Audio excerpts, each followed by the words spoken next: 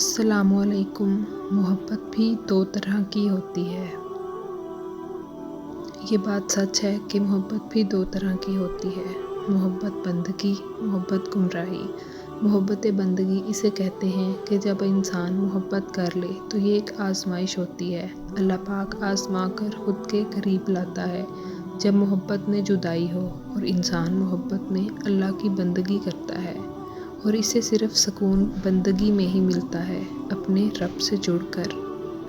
محبت گمراہی بڑا دردناک اور بے برداشت ہے، جہاں زیادہ تر لڑکے اپنا ہوش کھو کر گمراہ ہو جاتے ہیں۔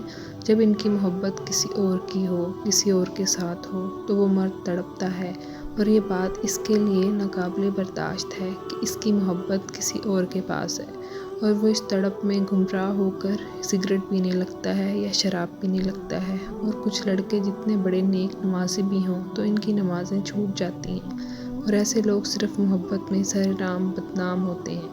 یہ دیکھو شرابی جا رہا ہے، لیکن اس شرابی کی درد بھری آنکھوں کو کون دیکھے، اس کی محبت کی گہرائی کو کون دیکھے، اس کے دن راتوں کی تڑپ کو کون دیکھے، اس کے رات بھر رونے کو کون دیکھے، اس کے آنسوں سے گیلا تکیہ کون دیکھے، اور اسے اس اندھیرے یا دلدل سے صرف ایک انسان نکال سکتا ہے، وہ ہے اس کی محبت جو کسی اور کے نکاح میں ہوتی ہے، ایک بے بس اور لاچار زندہ لاش جو اسے اندھیروں میں مرنے کے لیے اللہ کی رضا کی خاطر چھوڑ دیتی ہے، اور وہ انسان ہمیشہ کے لیے سسکتا رہتا ہے اس لڑکی کی خاطر۔